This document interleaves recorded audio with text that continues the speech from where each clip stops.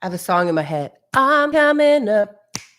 I want the world to know. I don't know all the words, but anyway, that song was in my head. Just what I was writing in the topic. Ladies, it's our time to rise. Yes, it is. Rise and shine. Here we are. It is Friday. And although my mom doesn't like this, F it, it's Friday, and we're gonna just roll with it. I changed my background a little bit. I'm usually right here, and I thought, man, I just always have this white wall. At least you can see this. So there's my attempt at showing you my apartment. Yeah, in the corner, that's actually a tailgate. It's my Ford tailgate gate. So now you get to understand a little bit more about my personality. So it's Friday, and we're talking about women and empowerment. And so I read this article and I wanted to share it with you. And I had an extremely powerful day yesterday, and I'm tying them all together. We're going to get through this in 20 minutes. So roll with me. So last year, I was looking at the United Nations, and back in October 2020, this was released. Again, the United Nations, I found this. Unless countries act now, the COVID-19 pandemic could erase the recent fragile progress towards gender equality. The UN Secretary General warned on Thursday, urging governments to put women at the center of recovery and response.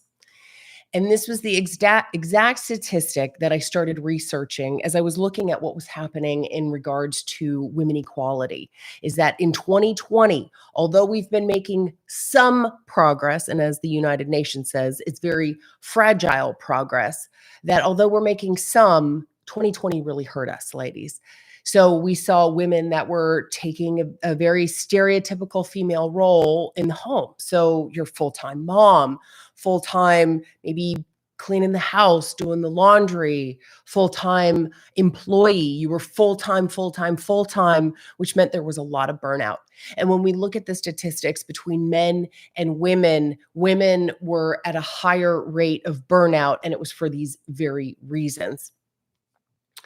So what happens? So we saw women take a step back from leadership. We saw them take lesser positions. We're seeing them step out of their positions. So what then happens?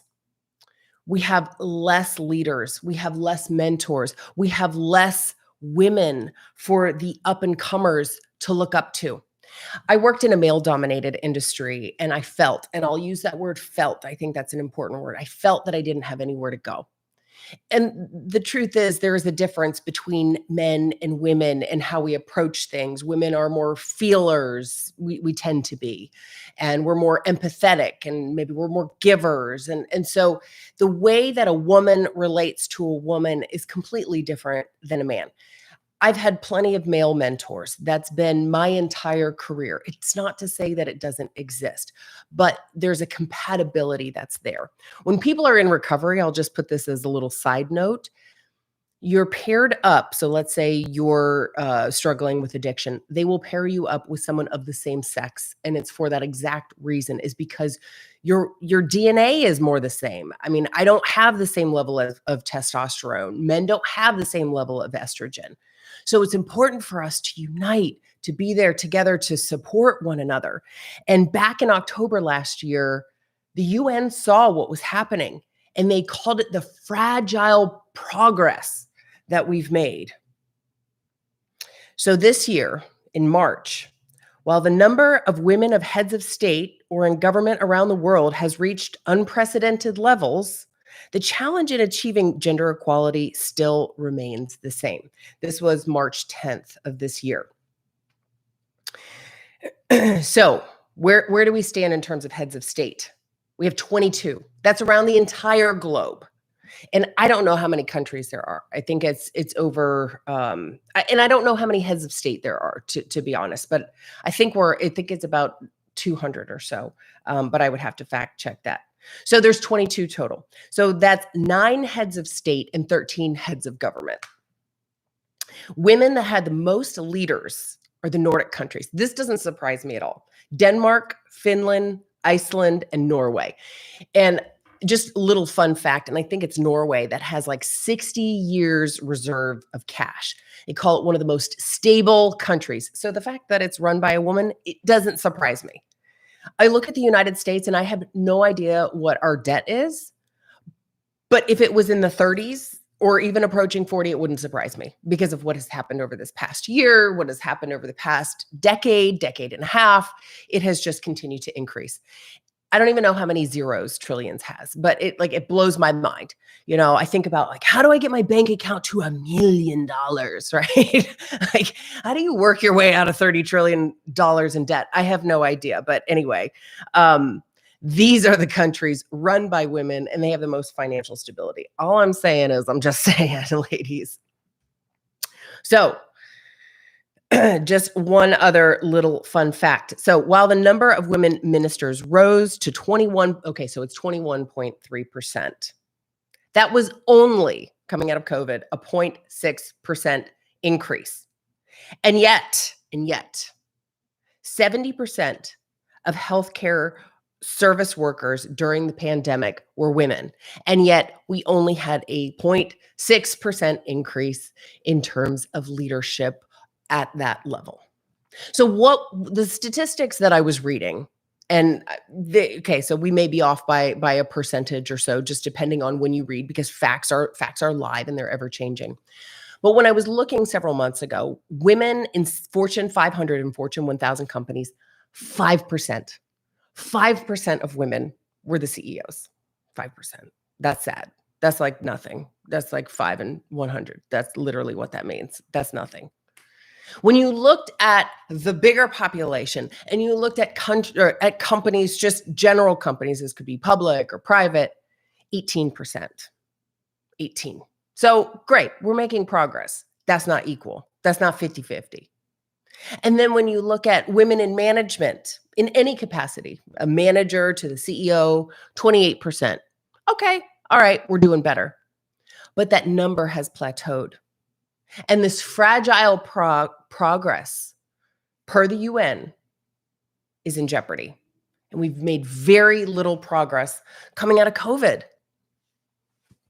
So that to me is shocking. And that's the exact reason that we have this show. Because I want to create a space for women to plug into every single morning so that you can grab your cup of coffee, grab your intentions, get that jolt of energy, get inspired for the day. So you know what? I'm going to be that 0.7%. I'm going to help tip it to that next level. I'm going to take that 5% of women that are in Fortune 105 or 500 and 1,000 companies, and I'm going to take it to a 6. I'm going to take that 28 to a 29. I'm going to take that 18 to a 19, whatever it is. I want you to get inspired and be able to bring your questions here. You see, anything is possible. And I wore this shirt today. I love this shirt. It's Choose Your Attitude, and you can go out to chooseyouratitude.com. And if you want 10% off, use SugarMeyer10. Make sure you spell my name right. Sugar is with an E. And you'll get 10% off. It's chooseyouratitude.com. And you see, ladies, we always have a choice. Or men, we always have a choice. I work for Recovery Today magazine, and I interviewed a woman yesterday. And I was just so blown away. I was so moved. And I'm still just thinking about this interview that we had because it touched me so deeply. And I posted about it last night on LinkedIn, or no, not LinkedIn, Instagram and Facebook. And you are more than welcome to find me out there. Nothing in my life is personal anymore. Everything is public. So feel free to connect with me out there if you're interested in more content or pictures and all that. And this woman, so Recovery Today magazine, I bring stories of strength and hope. And I found this woman who had been diagnosed with HIV back in 2015.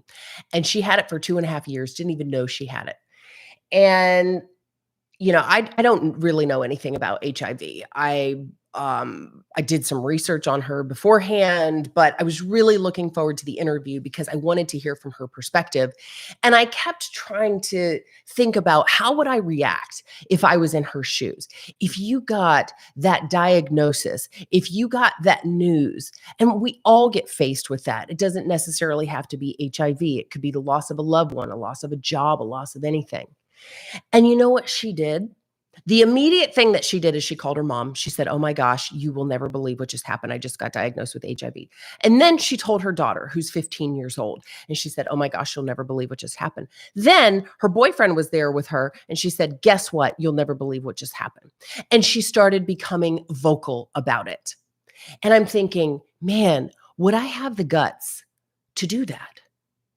And what she found through her journey was that she just started becoming vocal in all areas because it was so crazy to her. And the way she thought about herself was that she was a whore, that she was dirty, that she, didn't want anybody to look at her, and that if she walked by somebody, maybe she would be contagious, and just all of these things she kept telling herself. And that's how she felt that first week. And she started raising her hand and she said, "Hey, I need support. I need support of my family. I need support of my friends. I need support of my doctors." And guess what?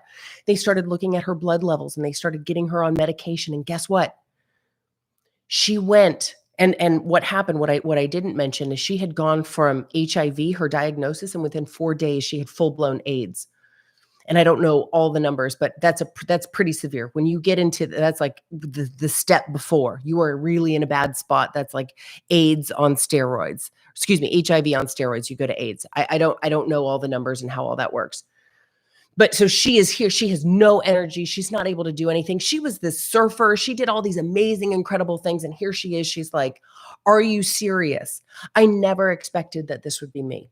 But she raised her hand. She went to the doctor. She engaged her friends. She told her loved ones. She told her boyfriend. And all of a sudden, she had this rally of support around her with something that I don't know that a lot of us, what would we do in that situation?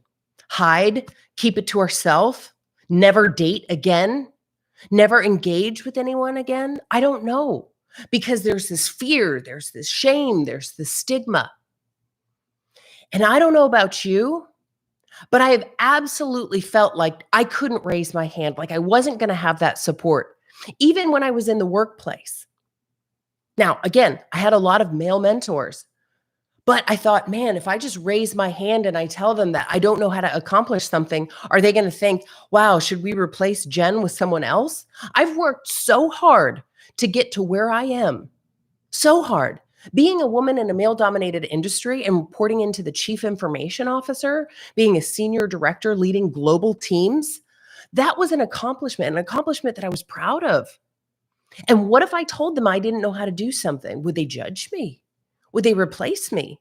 So how many times did I spend all this extra time in my life doing things like Googling and YouTubing and, asking other people, finding other resources other than the people I knew that had the answer? Because maybe my pride, maybe because of my fear, maybe because of the shame that I had. And I tried all of these other resources just trying to get to where I wanted to be. When maybe if I had just raised my hand like Jennifer, this woman that I interviewed, if I had raised my hand like Jennifer and I said, "Oh my gosh, you'll never believe this. I just need some help. I need to help find the answers or help put me on the right path or guide me or lead me." Maybe it wouldn't have taken so long. Maybe I would have been the CIO before I left corporate. Who knows? Anything is possible. Everything is possible. Ladies, this week we're talking about communication and how important it is. And on Monday, we looked at statistics about how divorce is the number one contributor to, how communication is the number one contributor to divorce. Because we get in this game of mind reading or we don't want to speak our feelings or we're afraid or there's something that's holding us back. Maybe we're angry and the way and every time that we talk, it comes out, it just doesn't come out right. So maybe it's not communicating the right way. Maybe it's not communicating at all. Maybe it's not communicating clearly and we're saying, "Yeah, no, I don't want a birthday party," when you actually do. Go back and listen. That's my problem. I say it all the time. "No, it's fine. I don't want a party." When in my mind I'm like, "I do. I do." But I say I don't. So that's like the worst kind of communication, saying the exact opposite of what you want.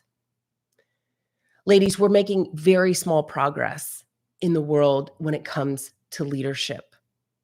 And it is our responsibility. That is a choice That's why I wore this shirt today.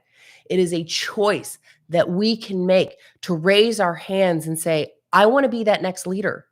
And you may not have any leadership training. You know what? There's someone there that wants to help you. And Jennifer is the number one example. She is the prime example of somebody who said, wow, I can't believe this is going on in my life. Or I want something better. I deserve more than this HIV, AIDS diagnosis that I've been given. I'm not ready to die. I want more.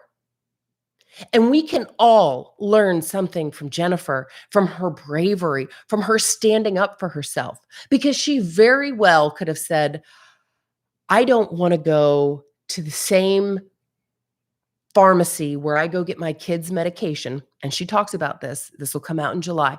She talks about how she went to the same pharmacy to get her kids' penicillin, and now she's going and getting her HIV medication, and how embarrassing that was. And she very well could have let that embarrassment consume her. Consume her. And you know what? She wouldn't be here today. Because when her HIV turned into AIDS, she was in a very bad spot very quickly. And she could have let her pride, her ego, her fear, her anxiety, her all of that get in between her and her future. But the truth is, she has 3 kids. And now she's married. That boyfriend of hers, who was HIV negative, is still HIV negative, is now her husband. And she is proof that we can get through these fears, that we can push past these things that are keeping us. So I don't know what happened in 2020. That was, to me, was just like, what happened in this world on so many levels, whether it be in politics, whether it be almost a civil war, whether it be women equality. There were so many things that I looked at and I was like, holy moly, this world just took a turn. What happened here? But the truth is, we can rise above, ladies. We have made fragile progress, but that doesn't mean that 2021, 2022 aren't our years to shine. And that's what this is all about, becoming intentional with our lives, using our words. Go back and listen to Wednesday. Words matter. You are able to say no to other things in your life and start saying yes to you. Jennifer said, no, I don't care what the shame, what the stigma. I'm saying yes to me. And she stood up and she is living an incredible, beautiful life. She had her parent teacher conference that night. She was like, gotta go, got stuff going on. She was surfing last week. Ladies, Jennifer is living her life. Are you? And if you are not, what do you need to do to raise your hand and start doing it? It is a choice that you make. And no matter what is going on in your life, no matter what, start today. Start today. And it's becoming intentional. Today, I want to just do a little better than yesterday. You do not have to say, today I'm going to be president. Like, that's not a realistic expectation. You don't just walk into the gym one day and walk out with abs. Like, wouldn't that be nice? It doesn't work that way. It's one step at a time. It's one day at a time. So we're building a community here with Higher in Heels, because we are truly higher in heels and we are elevating women. So we are at the beginning phases of all this. But ladies, I want you to write in. I want you to higherinheels@gmail.com. You can also find all this information out on the website, which is higherinheels.com. We are the one and only, we are trademarked Higher in Heels. And write into the show and let me know what you want to talk about. Let me know something you're going through and let's talk about it. We want to coach online, on air. This show is for you. It's about elevating you. It's about elevating your voice. And in this week of communication, we have to learn that the way that we communicate is through our voice. It's through our actions. It's verbal. It's nonverbal. But if we allow fear, if we allow anxiety, if we allow all of these things to get in our way, the only person that it is hurting is ourselves. And guess what? It's also an impression on the community as well. The things that Jennifer has been able to do in her life, she has now started this incredible community. She has over 3 million views. Her name is Jennifer Vaughan. She has over 3 million views. She's created Facebook communities where people now don't feel like that whore, don't feel like that diseased person. I said, Jennifer, how do you feel today? And yeah, self love. Be like Jennifer and stand up for yourself because other women are watching. Be that leader that you've always wanted. Become that person. It's Friday. F it, it's Friday. And that's what I felt like saying. I'm feeling so empowered. I'm gonna go kick butt today. It is 6:20 in the morning here in Dallas, Texas. I am Jen Sugarmeyer. I want you to like, I want you to subscribe, follow along. The more likes, the more subscribes, the more people we can reach. That's just how the algorithm works. I don't make it up. I just have to live by it. So like it, subscribe it, share it. If you are finding strength, let me know. I want to connect with you. This isn't about me. This is about us. This is about us, ladies. And I'm okay with getting up every morning and talking about it. So that's a choice that I make because we always have choices. So I want you to have a fabulous weekend. I hope wherever you are, you're able to get at least a little breath of fresh air, wherever that is. Do some self-care this weekend. Take care of yourself. Go be amazing because we are. We were just wired that way. God was like, here's your rib. Make it amazing. This is the amazing rib. That's how it works. So I will see you back here on Monday, 6 a.m. Central Time. I love you. And don't forget to email me. I will talk to you next week. I'm coming up. I want the world to know.